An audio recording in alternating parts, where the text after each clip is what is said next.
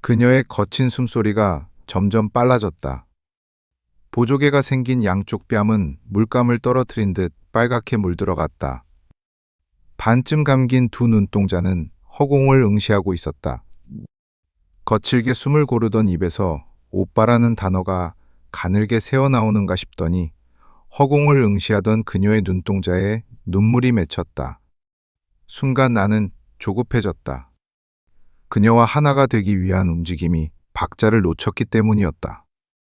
홍조를 띄었던 얼굴이 본래의 색으로 되돌아갔다. 위기 상황이었다. 숨을 깊게 들이마셨다. 마우스를 놓고 손바닥에 묻어있는 땀을 바지에 아무렇게나 닦았다. 모니터를 통해 나오는 그녀는 마우스의 움직임에 따라 다시금 얼굴이 붉게 변했다. 그녀의 움직임과 숨소리에 맞춰 마우스 왼쪽 버튼을 지그시 눌러주었다. 스피커에서 나오는 신음소리가 커지면서 화면도 같이 흔들리기 시작했다. 아무 일도 하지 않는 왼손으로 볼륨을 살짝 줄였다. CG로 표현된 그녀는 허리를 축혀 올리면서 마지막 숨소리를 길게 내뱉었다. 에코 처리가 되어 울려 퍼진 그 소리가 방 안을 가득 채웠다. 곧이어 게임을 계속하겠느냐는 메시지가 화면에 떴다. Yes라고 쓰여 있는 버튼을 누르려 하는데 전화가 울렸다. 오른쪽 눈썹 끝부분이 나도 모르게 올라갔다.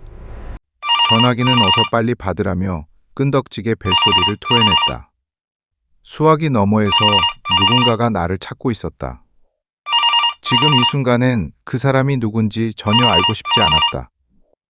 컴퓨터가 만들어낸 가상세계만이 나의 호기심을 부추기고 있을 뿐이었다. 준비된 6명의 여인 중 4번째까지 정복했다. 이제 5번째 그녀와 만나게 될 차례였다. 전화를 무시하고 예스 버튼을 누르자 몇 차례 더 들려오던 전화벨이 뚝 그쳤다. 마음의 안정과 함께 화면이 바뀌었다. 5번째 그녀는 비키니 차림으로 바닷가를 거닐고 있었다. 조용히 밀려오는 파도 소리를 들으며 마우스를 움직였다. 1인칭 시점의 모니터 화면은 마우스 조작에 따라 그녀의 몸을 자세히 볼 수 있도록 천천히 바뀌었다. 바뀐 화면 상태에서 얼굴 부분을 확대해 보았다. 길고 윤기가 흐르는 머리카락이 해변에서 부는 바람을 맞아 부드럽게 물결을 일으켰다. 호기심으로 가득 차 있는 그녀의 눈동자가 실제로 존재하는 것처럼 생생하게 다가왔다. 수줍게 미소 짓는 그녀가 모니터를 깨고 현실 세계로 튀어나와 내 입술에 입맞춤이라도 해주려는 듯 입을 오물거렸다. 입안에 고인 침을 꿀꺽 삼켰다. 이번엔 아래로 화면을 옮겨보았다. 적당한 크기의 젖가슴이 그녀의 움직임에 따라 위아래로 부드럽게 흔들렸다. 내가 직접 선택한 파란색 수영복은 탱탱한 육체를 이기지 못한 채 금방이라도 찢어져 흘러내릴 것 같았다. 상상만으로도 아랫도리가 묵직해졌다. 마우스 오른쪽 버튼을 눌러서 화면을 넓게 만들었다. 그녀의 완벽한 전신이 한눈에 들어왔다. 산책을 한 거리만큼 백사장에는 발자국이 길게 남아 있었다. 하늘빛은 어느덧 붉게 변해 있었다. 현실 세계의 시간을 짧게 압축해 놓은 가상 세계에서 5번째 섹스가 시작되려는 순간이었다. 또다시 전화가 울렸다. 모니터에는 다음 행선지를 선택하라는 메시지가 나와 있었다. 선택할 수 있는 장소는 모두 5군데였다. 그 중에서 한 곳을 선택해 5번째 그녀와 즐겨야 다음 레벨로 넘어갈 수 있었다. 다음 레벨에서 만나게 될 6번째 그녀는 여왕이었다. 게임에 등장하는 6명 중 가장 아름다운 캐릭터였다. 나는 신경질적으로 손을 뻗어 전화기를 덥석 집어들었다. 뭡니까 도대체? 상대방이 누군지 묻지도 않은 채 나는 거친 어투로 말을 내뱉었다. 김 작가 나야. 내 말에 대꾸한 사람은 영화사 대표 박 씨였다. 심장이 발밑으로 철렁 내려앉았다. 얼마나 진행됐냐? 얼추 초고는 나왔겠지. 다행스럽게도 그는 내 거친 어투에 대해선 한마디 언급도 하지 않았다. 뭐 그럭저럭 스토리는 만들었습니다. 빈정대는 것처럼 느껴졌던 그의 질문에 나는 자신감 없이 대답했다. 작업 들어간 지가 언젠데 아직도 그 모양이야. 내일까진 초고가 나와야 한다는 걸 몰라서 그래? 정신 바짝 차리고 내일 아침까지 완성시켜 놔. 알았어? 신경질적으로 전화기를 내려놓는 박 대표의 모습이 눈앞에 보이는 것 같았다. 컴퓨터 스피커에서 흘러나오는 경쾌한 배경음악이 이 순간만큼은 서글프게 느껴졌다. 5번째 그녀는 여전히 바닷가 백사장을 거닐고 있었다. 장소를 선택하라는 메뉴창을 닫았다. 그리고 키보드의 ESC 키를 눌렀다. 맑은 신호음과 함께 게임을 저장하겠느냐는 질문이 떴다. Yes 버튼을 누르자 정말로 게임을 끝낼 거냐고 재차 물었다. 질문에 대한 답을 할 수 있는 2개의 버튼은 Yes와 No뿐이었다. 단 2개의 선택이 주어졌음에도 불구하고 나는 뭘 선택해야 할지 갈등이 되었다. 결국 Yes 버튼을 눌러야 한다는 걸 알면서도 갈등하고 있는 것이었다. 지금까지 살아오면서 얼마나 많은 선택을 강요받아 왔는지 모른다. 선택은 항상 2가지였다. 그럴 것이냐, 그러지 않을 것이냐. 4개의 보기가 주어진 다음에도 선택은 결국 2가지로 좁혀졌다. 내가 찍은 번호가 과연 정답일까, 아닐까?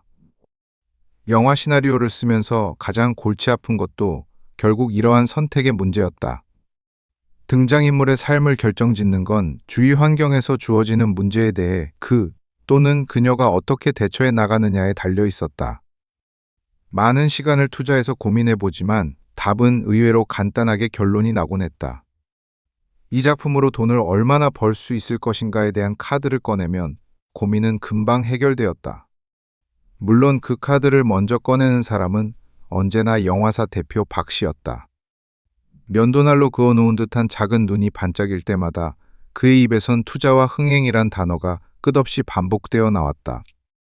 그런 날이면 시나리오에 나오는 등장인물 중 몇몇은 삶 자체가 완전히 바뀌기도 했다. 극단적으로 어떤 인물은 흔적도 없이 사라지기도 하지만 때로는 새로운 인물을 만들어내야 하는 경우도 있었다. 지금 쓰고 있는 작품의 주인공은 이름이 최홍수였다. 이름을 이렇게 정하게 된 이유는 홍수라는 단어가 갖고 있는 상징성 때문이었다. 폭우가 쏟아져 갑자기 불어난 물로 인해 어떤 물질적 피해를 입게 되는 현상을 뜻하는 단어인 만큼 앞으로 벌어지게 될 사건을 어느 정도 암시하는 효과가 있지 않을까 싶어서 선택한 것이었다. 그렇게 고른 이름 앞에 고집이 세기로 유명한 최시성을 붙인 뒤 나이를 대략 20대 후반쯤으로 설정했다. 앞으로 벌어지게 될 사건과 관련해서 이런저런 과거사를 만든 다음 마지막으로 그의 직업을 생각해 보았다. 처음에 떠올렸던 직업은 소설가였다. 하지만 박 씨는 소설가라는 직업을 너무 많이 써먹었다며 반대했다. 실제로 수많은 소설가가 영화를 통해 그려져 왔다.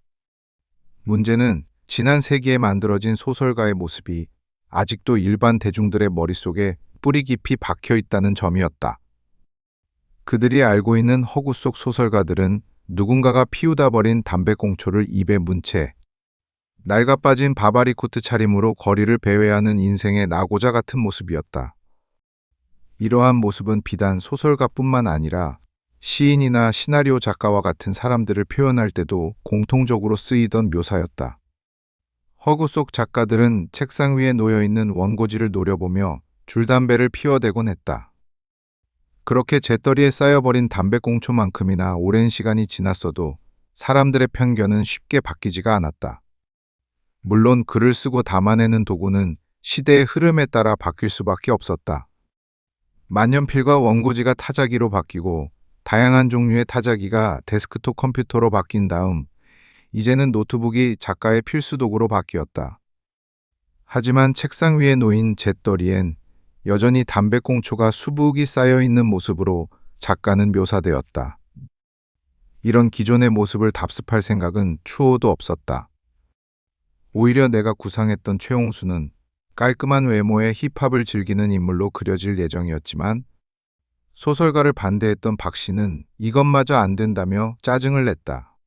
김 작가, 영화에서 주인공은 작품을 대표하는 얼굴이야. 우리가 지금 만들려고 하는 건 공포영화잖아. 그런데 한번 생각해봐. 힙합을 즐기는 깔끔한 외모의 소설가가 공포라는 장르와 어울릴 것 같아? 박 씨는 긴 한숨을 내쉬고 나서 말을 이어갔다. 대다수 관객은 자기들이 이미 봐왔던 이미지에 익숙해져 있어. 공포영화 보러 가자. 결정하는 순간부터 관객들 머릿속엔 그런 이미지들로 가차게 돼 있다고. 삐걱거리는 문이나 마룻바닥, 갑자기 튀어나오는 살인마, 닭살이 쫙 돋는 효과음, 그리고 괜히 음울해 보이면서 분위기를 잡는 주인공. 알아듣겠어? 힙합을 즐길 줄 아는 생기발랄한 성격이나 이미 약발이 다한 소설가 같은 설정 말고 다른 식으로 접근해서 뭔가를 숨기고 있는 듯한 뭐 그런 미스터리한 모습을 그려보란 말이야. 우리도 남들처럼 대박 한번 터트려 보자고. 코를 벌렁거리며 열변을 토해내던 그의 얼굴이 모니터에 비쳐 보이는 듯했다. 하지만 가지런히 나열된 글자의 배열 속엔 세상과 타협하려는 내 모습만 비겁하게 비치고 있을 뿐이었다. 최홍수의 직업은 결국 박 씨의 제안을 참고 삼아 삼류 잡지사의 퍼즐 맞추기 게임을 연재하는 프리랜서로 설정되었다. 있어도 그만 없어도 그만인 일을 하면서 근근히 먹고 사는 그의 모습에 작가의 일부분이 투영되어 있는 듯한 기분이 들었다. 고개를 돌려 맞은편 벽에 걸려있는 거울을 보았다. 감지 하나 마구 뒤엉킨 머리카락은 어깨에 닿아 있었고 얼굴을 뒤덮은 수염은 보기만 해도 지저분하게 느껴졌으며 칠이 벗겨진 금색 안경테 너머 두 눈동자는 불 꺼진 자동차 전조등 같아 보였다. 거울에 비친 모범적으로 전형화된 글쟁이의 얼굴과 달리 하루 종일 앉아서 작업하는 나의 몸뚱어리는 겨울잠을 자기 위한 곰처럼 날이 갈수록 비대해지기만 했다. 돈의 유혹에 따라 영화 시나리오에 발을 들여놓은 지 벌써 5년째 접어들고 있었다. 1,000만 원이라는 돈에 이끌려 쓰게 된 첫 번째 작품은 3년을 질질 끌다가 시나리오 개발 단계에서 무산되고 말았다. 동시에 영화사 대표는 어디론가 잠적해버렸고 3년 동안 일한 대가로는 겨우 200만 원이 조금 넘는 푼돈밖에 받아내질 못했다. 그렇게 작품은 만들어지지 않았지만 시나리오는 괜찮았다는 소문이 돌았다. 허나 소문은 소문일 뿐 아직 영화화된 작품이 없는 작가에게 기회는 좀채 찾아와 주질 않았다. 남들이 써놓은 작품을 최종적으로 윤색하는 작업을 하면서 언저리만 맴돌다가 충무로에서 발을 빼려고 할 때쯤 두 번째 작품을 해보자며 다가왔던 제작자가 지금의 박 씨였다. 처음부터 그는 유행에 편승한 상업영화만이 돈을 끌어모을 수 있다고 목소리를 높였다. 어차피 그에게 있어서 영화란 돈벌이 수단 그 이상도 이하도 아니었다. 그런 인간에게 영화사의 길이 남을 불후의 명작을 만들어 보자는 얘기는 씨알도 먹히지 않을 게 분명했다. 한참을 떠든 그에게 나는 더듬거리며 공포영화를 기획해보는 게 어떻겠냐고 내뱉었다. 사실 그때 내가 한 말은 그야말로 아무 생각도 없이 내뱉은 것이었다. 주눅이 든 채 한마디 말도 하지 못하고 있던 나는 그와 눈이 마주쳤고 그는 뭔가 한마디라도 해서 자신을 놀라게 해보라는 듯한 눈빛으로 나를 밀어붙였다. 그 순간 나는 어떤 말이라도 해야 한다는 걸 본능적으로 알아챘다. 별 뜻도 없이 말한 내 제안에 그는 예상외로 흥분하면서 바로 계약서를 꺼냈다. 그 종이에서 내가 알아볼 수 있었던 부분은 딱 한 군데밖에 없었다. 굵고 기울어진 글씨체로 인쇄되어 있던 3,000만 원이라는 의미의 아라비아 숫자. 떨리는 손으로 사인할 때 그가 입을 열었다. 이미 알고 있겠지만 우리도 작품이 완성되기 전에는 완납을 해줄 형편이 못 돼. 일단 초고라도 나와야 배우들한테 책을 돌릴 수 있을 테고 그런 다음 우리 영화에 조금이라도 관심을 보여주는 스타가 있으면 그걸 기회 삼아 투자자를 찾아봐야겠지. 물론 자네는 계속해서 작품을 다듬어야 할 거고 연출이네 촬영이네 조명이네 해서 잡다한 애들을 소집하고 배우들 캐스팅까지 완료된 상태에서도 완성까진 예산이 불안할 거야. 최종 편집본 시사를 마쳐야만 안심이 된다 이 말이지. 그때까진 적은 돈이나마 생활하는데 불편함이 없도록 회사에서 도와줄 테니까 자네는 시나리오 집필만 신경 쓰라고. 영화가 만들어질 수 있느냐 없느냐는 자네 손끝에 달려있는 거야, 알았지?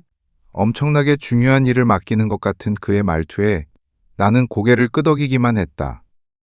그 정도로 중책이라면 돈을 제대로 지급해줘야 할 것 아니냐는 속마음은 끝내 입 밖으로 내뱉지 못했다.